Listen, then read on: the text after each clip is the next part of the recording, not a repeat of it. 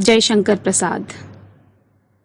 संसार को शांतिमय करने के लिए रजनी देवी ने अभी अपना अधिकार पूर्णता नहीं प्राप्त किया है।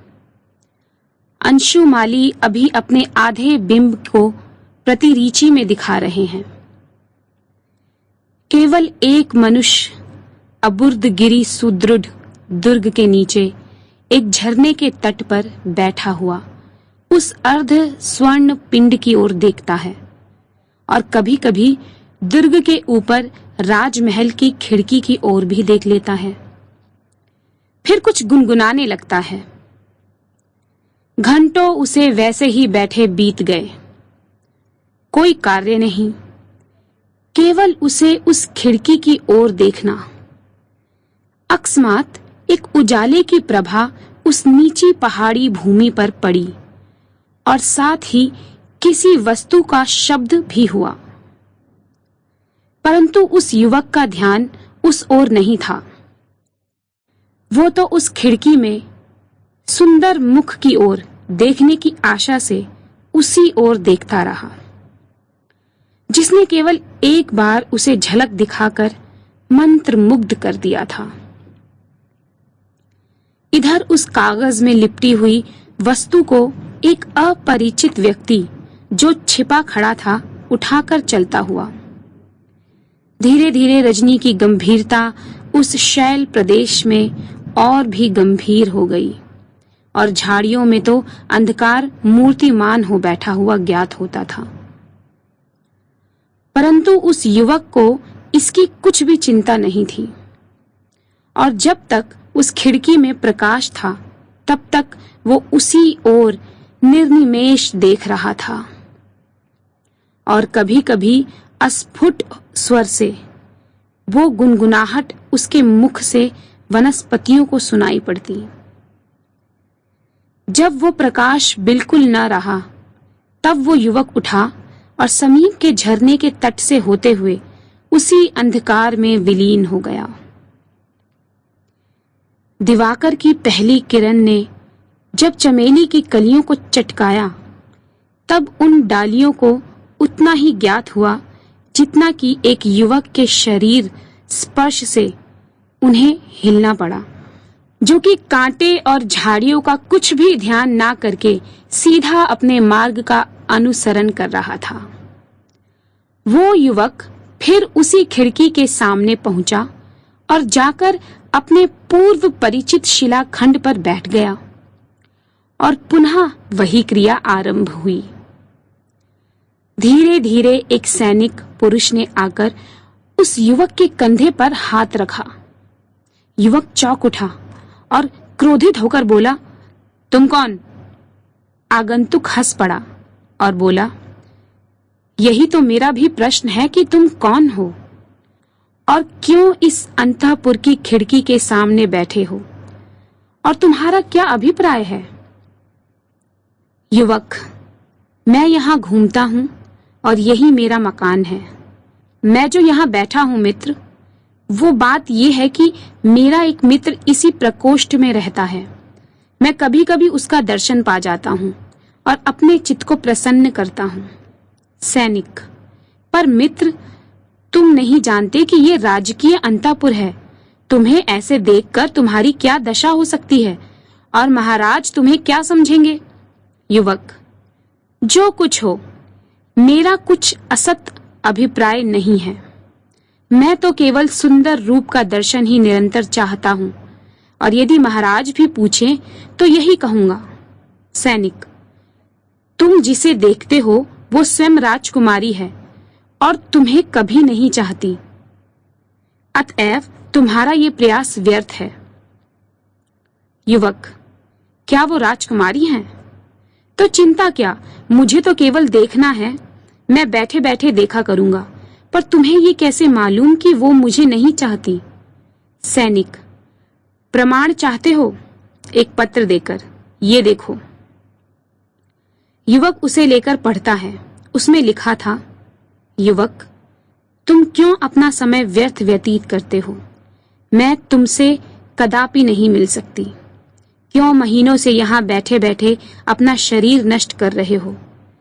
मुझे तुम्हारी अवस्था देखकर दया आती है, अतः तुमको सचेत करती हूँ, फिर कभी भी यहाँ मत बैठना, वही जिसे तुम देखा करते हो। युवक कुछ देर के लिए स्तंभित हो गया, लेकिन सैनिक सामने खड़ा था। अकस्मात युवक उठ खड़ा हो गया और सैनिक का हाथ पकड़कर बोला, मित्र, तुम हमारा कुछ उपकार कर सकते हो?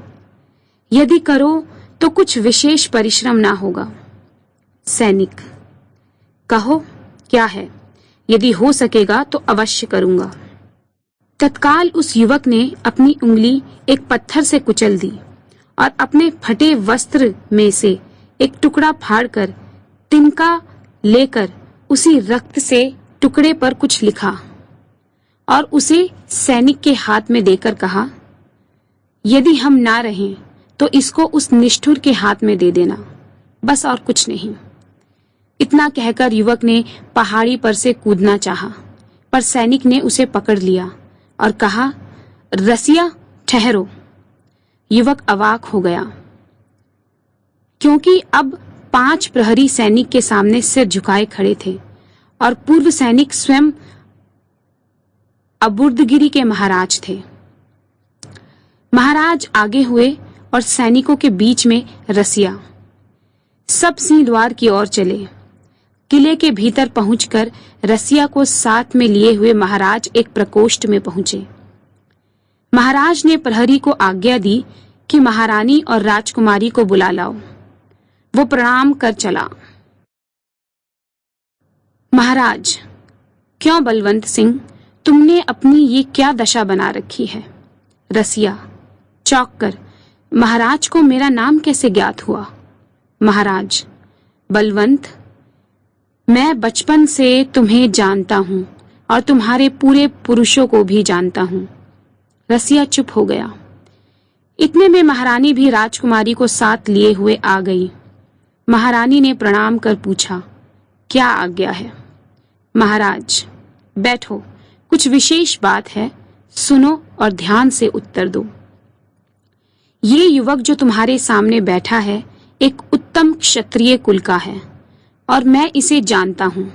ये हमारी राजकुमारी के प्रणय का भिखारी है। मेरी इच्छा है कि इससे उसका ब्याह हो जाए। राजकुमारी, जिसने कि आते ही युवक को देख लिया था और जो संकुचित होकर इस समय महारानी के पीछे खड़ी थी, ये सुनकर और भी संकुचित हो गई। पर महारानी का मुख क्रोध से लाल हो गया। वो कड़े स्वर में बोली, क्या आपको खोजते खोजते मेरी कुसुम कुमारी कन्या के लिए यही वर मिला है? वाह, अच्छा जोड़ मिलाया है। कंगाल और उसके लिए निधि, बंदर और उसके गले में हार, भला ये भी कहीं संभव है? आप शीघ्र ही अपने भ्रांति रोग की औषधि कर डालिए। ये कैसा परिहास है? कन्या से, चलो बेटी, यहां से चलो। महाराज, नहीं, ठहरो और सुनो। ये स्थिर हो चुका है कि राजकुमारी का ब्याह बलवंत से होगा। तुम इसे परिहास मत जानो। अब जो महारानी ने महाराज के मुख की ओर देखा तो वो दृढ़ प्रतिज्ञ दिखाई पड़े। निदान विचलित होकर महारानी ने कहा, अच्छा, मैं अभी प्रस्तुत हो जाऊंगी, पर इस शर्त पर कि जब ये पुरुष अपने बाहुबल से उस झरने के समीप से नीचे तक एक पहाड़ी रास्ता काट कर बना ले। उसके लिए समय अभी से केवल प्रातः काल तक का देती हूँ, जब तक कि कुकटुक का स्वर सुनाई न पड़े, तब अवश्य मैं राजकुमारी का ब्याह इससे कर दूंगी। महाराज ने युवक की ओर देखा, जो कि निस्तब्ध बैठा हुआ सुन रहा था। वो उसी क्षण उठा और बोला, मैं प्रस्तुत हूँ, पर कुछ औजार और मसाले के लिए थोड़े विष की आवश्यकता है। उसकी आज्ञा अनुसार सब वस्तुएं उसे मिल गई और वो शीघ्रता से उसी झरने की ओर दौड़ा और एक विशाल शिलाखंड पर जाकर बैठ गया और उसे तोड़ने का उद्योग करने लगा, क्योंकि इसी के नीचे एक गुप्त पहाड़ी पथ था। निशा का अंधकार कानन प्रदेश में अपना पूरा अधिकार जमाए हुए है। प्राय आधी रात बीत चुकी है, पर केवल उन अग्नि स्फुलिंगों से कभी कभी थोड़ा सा जुगनू का प्रकाश हो आ जाता है, जो कि रसिया के शस्त्र प्रहार से पत्थर में से निकल पड़ते हैं। दनादन चोट चली जा रही है, विराम नहीं है क्षण भर भी, ना तो उस शैल को और ना उस शस्त्र को। अलौकिक शक्ति से वो युवक अविराम चोट लगाए ही जा रहा है। एक क्षण के लिए भी इधर उधर नहीं देखता, देखता है तो केवल अपना हाथ और पत्थर। उंगली एक तो पहले ही कुचली जा चुकी थी, दूसरे अविराम परिश्रम, इससे रक्त बहने लगा था, पर विश्राम कहाँ। उस वज्रसार शैल पर वज्र के समान कर से वो युवक चोट लगाए ही जाता था। केवल परिश्रम ही नहीं, युवक सफल भी हो रहा था। उसकी एक एक चोट में 10-10 शेर के ढोंके कट कट कर पहाड़ पर लुढ़कते, जो सोए हुए जंगली पशुओं को घबरा देते। ये क्या है? केवल उसकी तन्मयता। ये क्या है? केवल उसकी तन्मयता। केवल प्रेम ही उस पाषाण को भी तोड़े डालता है। फिर वही दनादन बराबर लगातार परिश्रम, विराम नहीं है। इधर उसकी खिड़की में से आलोक भी निकल रहा है और कभी कभी एक मुखड़ा उस खिड़की से झांक कर देख रहा है, पर युवक को कुछ ध्यान नहीं। वो अपना कार्य करता चला जा रहा है।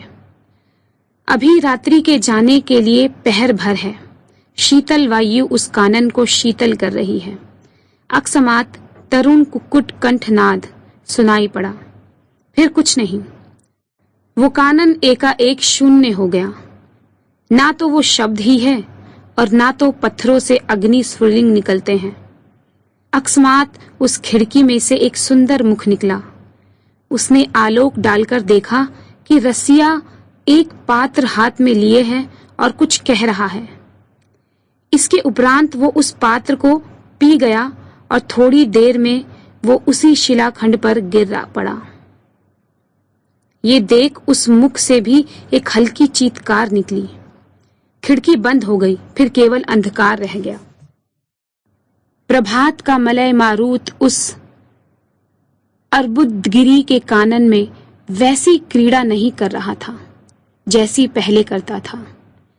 दिवाकर की किरण भी कुछ प्रभात के मिस से मंद और मलिन हो रही थी। एक शव के समीप एक पुरुष खड़ा है और उसकी आंखों से अश्रुधारा बह रही है और वो कह रहा है, बलवंत, ऐसी शीघ्रता क्या थी जो तुमने ऐसा किया? ये अर्बुदगिरी का प्रदेश तो कुछ समय में ये वृत्त तुम्ही को दे देता और तुम उसमें चाहे जिस स्थान पर अच्छे पर्यंक पर सोते। फिर ऐसे क्यों पड़े हो वत्स? ये तो केवल तुम्हारी परीक्षा। ये तुमने क्या किया? इतने में एक सुंदरी विमुक्त कुंतला, जो कि स्वयं राजकुमारी थी, दौड़ी हुई आई और शव को देखकर ठिठक गई। नत जानू होकर उस पुरुष का, जो कि महाराज थे और जिसे इस समय तक राजकुमारी पहचान न सकी थी, चरण धोकर बोली, महात्मन, क्या व्यक्ति ने जो ये पढ़ा है मुझे कुछ देने के लिए आपको दिया है या कुछ कहा है? महाराज ने चुपचाप अपने वस्त्र में से एक वस्त्र का टुकड़ा निकालकर दे दिया। उस पर लाल अक्षरों में कुछ लिखा था। उस सुंदरी ने उसे देखा और देखकर कहा, कृपया आप ही पढ़ दीजिए। महाराज ने उसे पढ़ा। उसमें लिखा था, मैं नहीं जानता था कि तुम इतनी निष्ठुर हो। अस्तु, अब मैं नहीं रहूंगा, पर याद रखना, मैं तुमसे अवश्य मिलूंगा, क्योंकि मैं तुम्हें नित्य देखना चाहता हूं और ऐसे स्थान से देखूंगा जहां कभी पलक गिरती ही नहीं। तुम्हारा दर्शन अभिलाषी, रसिया। इसी समय महाराज को सुंदरी पहचान गई और फिर चरण धरकर बोली, पिताजी क्षमा करना, और शीघ्रता पूर्वक रसिया के कर स्थित पात्र को लेकर अवशेष पी गई और गिर पड़ी। केवल उसके मुख से इतना ही निकला, पिताजी क्षमा करना। महाराज देख रहे थे। कहानी समाप्त। रसिया बालम। जयशंकर प्रसाद।